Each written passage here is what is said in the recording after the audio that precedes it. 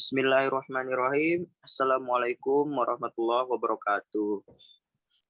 Kami dari kelompok 10 pemrograman visual akan menjelaskan tentang percabangan if bahasa pemrograman C# yang beranggotakan saya sendiri yaitu Alwi Aryusya Tamrin, Muhammad Ihsan Nugraha, dan Riko Aldinata.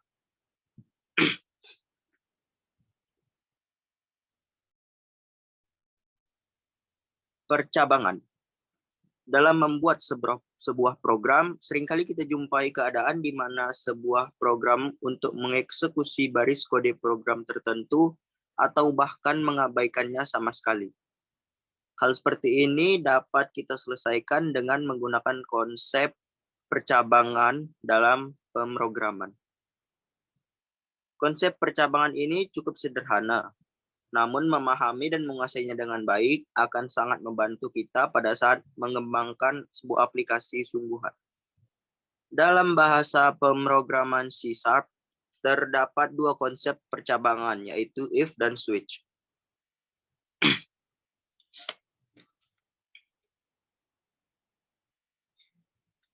Yang pertama itu if conditional. Dalam konsep percabangan, biasanya program akan mengeksekusi atau mengevaluasi suatu kondisi yang bernilai true atau false. Statement if akan menguji suatu kondisi. Jika kondisi bernilai true, maka kode dalamnya akan dijalankan. Sebaliknya, jika bernilai false, maka proses yang ditentukan akan dilewatkan. Seperti yang di samping ini, jika kondisi true, maka statementnya akan muncul. Atau jika kondisinya false, maka akan menuju ke NIF. Baiklah, kita akan masuk ke contoh kasusnya.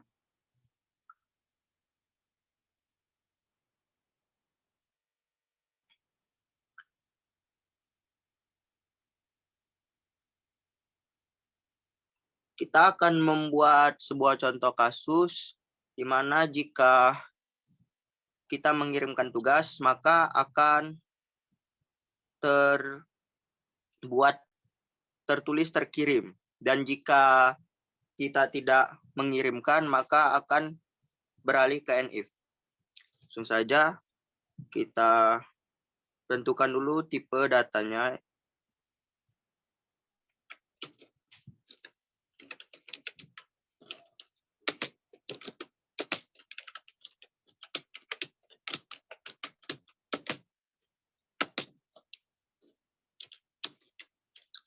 Lalu kita buat sini kondisi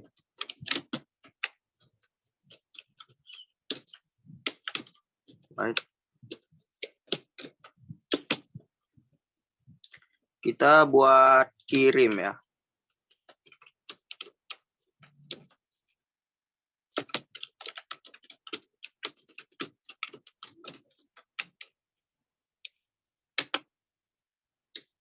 Lalu untuk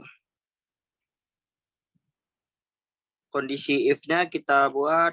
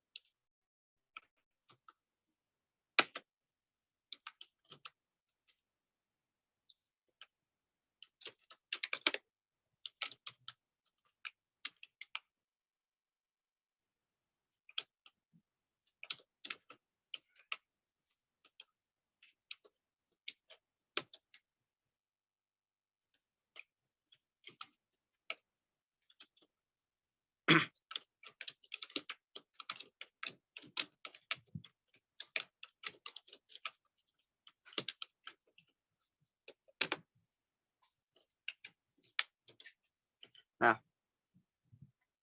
di sini jika kita mengirimkan jika kita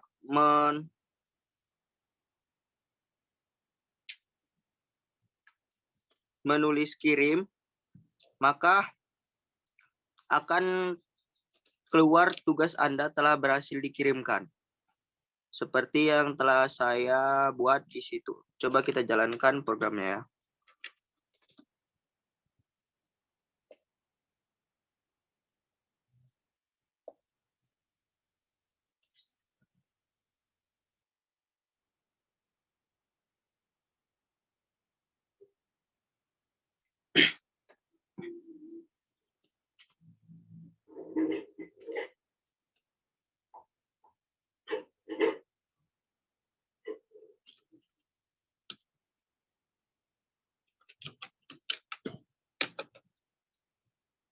Nah, seperti ya kodenya tadi, jika kita menuliskan kirim, maka akan beralih ke statement tugas Anda telah berhasil dikirimkan.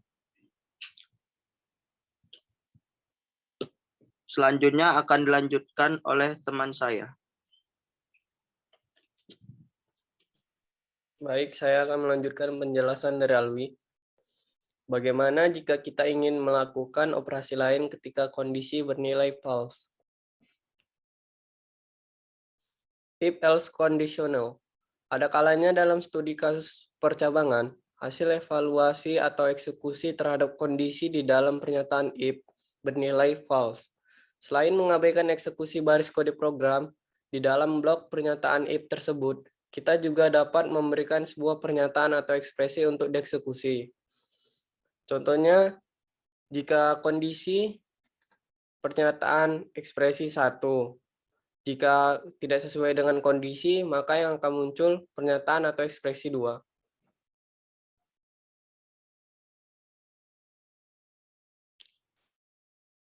If, else, conditional, true, all, false.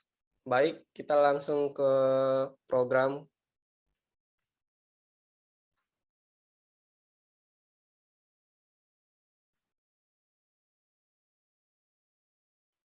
Oke, sekarang saya berikan contoh studi kasus untuk memberikan pernyataan menyukai atau tidak menyukai suatu postingan. Pada baris pertama, kita buat untuk inisialisasi variabel nilainya. Integer sama dengan nilai.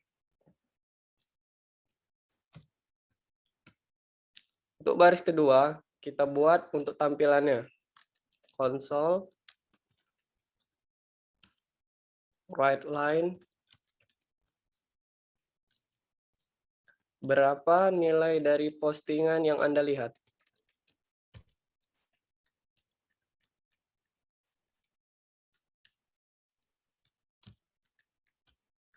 Untuk baris program yang ketiga, untuk inputnya, maka kita ketik programnya nilai sama dengan integer parse console read line.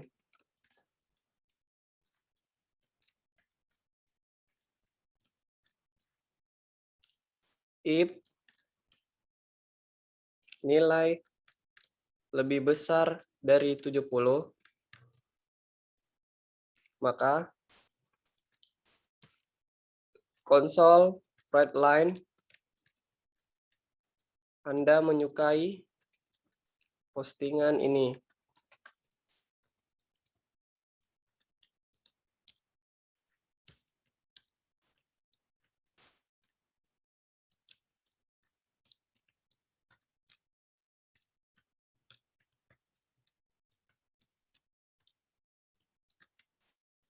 Jika nilai else tidak lebih besar dari 70, maka console write line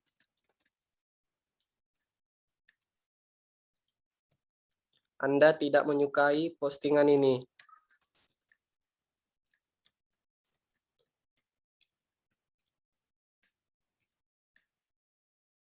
Console read key.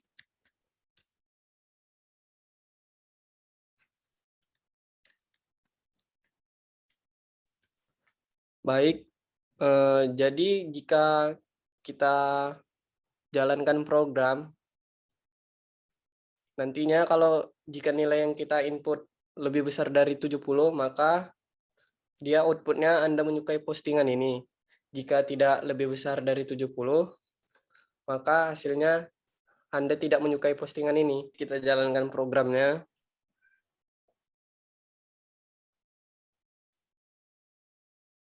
Kita ketik nilainya lebih dari 70, 75 misalnya. Maka outputnya akan yang tampil Anda menyukai postingan ini. Sebaliknya jika outputnya di bawah 70, maka outputnya itu Anda tidak menyukai postingan ini. Kita ketik 50, maka output tampilannya seperti ini. Anda tidak menyukai postingan ini.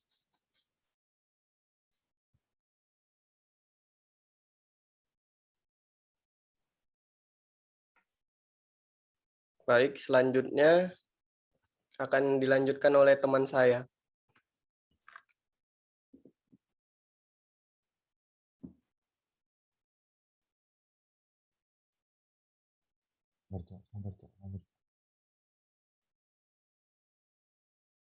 Dengar suara bukan?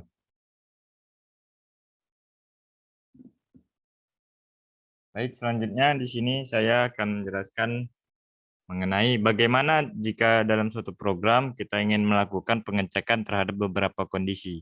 Berbeda dengan sebelumnya, hanya terdapat satu kondisi atau dua kondisi. Nah, untuk menyelesaikan hal itu, kita dapat mengerjakannya dengan menggunakan konsep if, else, if condition.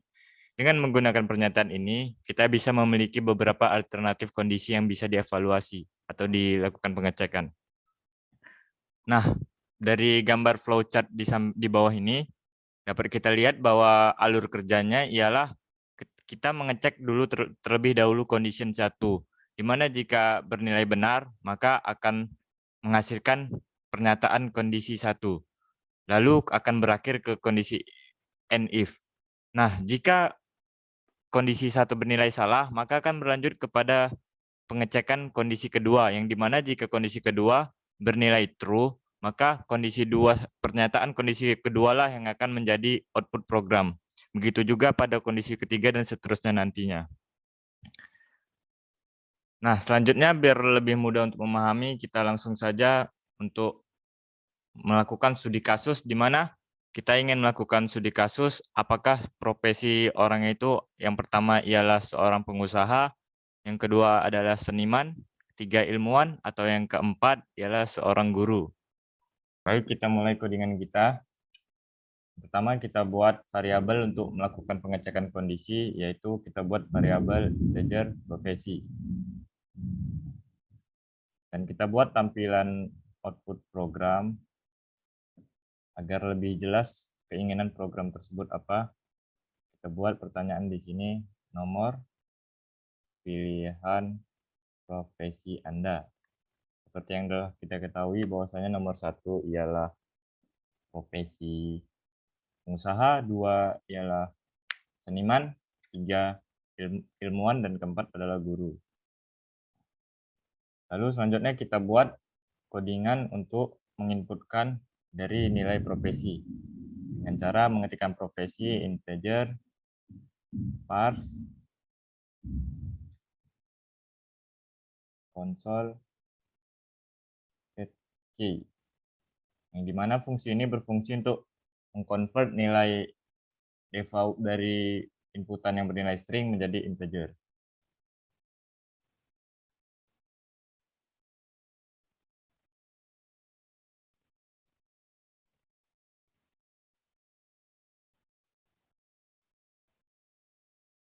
Oke, ada sedikit kesalahan di sini, bukan read key tapi read line.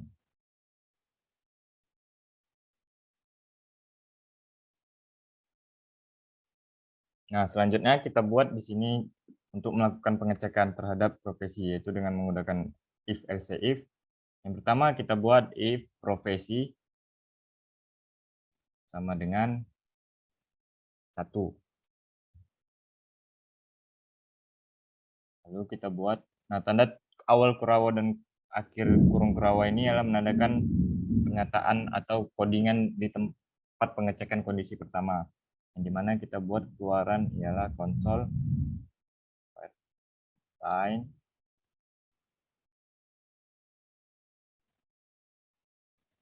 Anda adalah seorang pengusaha. Nah, untuk melanjutkan pada kondisi kedua, kita ketikkan saja else if profesi sama dengan 2. Kita buat awal untuk masukkan pernyataannya. Console titik white line Anda adalah orang seniman. Kita lanjutkan pada kondisi ketiga, yang dimana pada kondisi ketiga ini jika profesi atau nomor profesi yang kita masukkan nilai 3, maka output-nya akan menampilkan console white line Anda adalah seorang ilmuwan.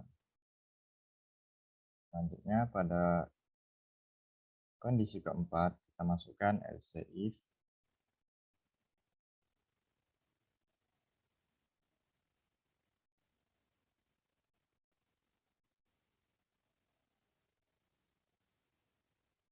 profesi sama dengan 4. Kita buat console white line Anda adalah seorang guru. Nah, yang terakhir, jika selain keempat nomor itu kita masukkan, maka kita buat penutupnya ialah else, di mana akan menampilkan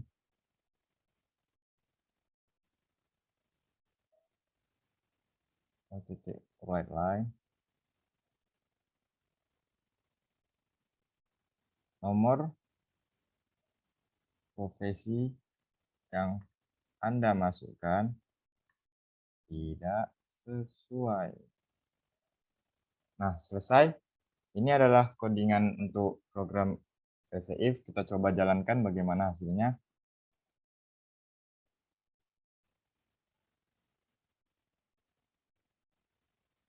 Kita tunggu lagi proses.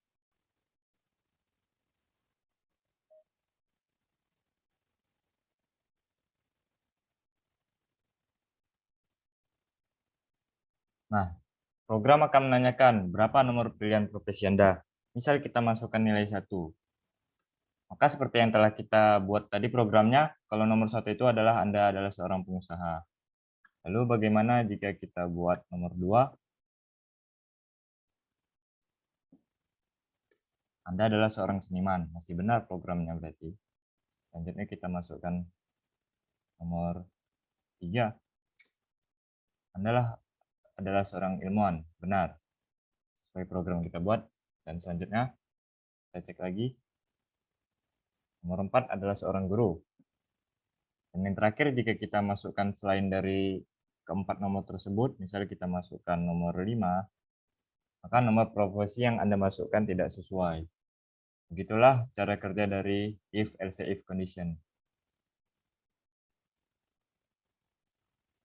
Baik, mungkin itu saja yang dapat kelompok kami sampaikan.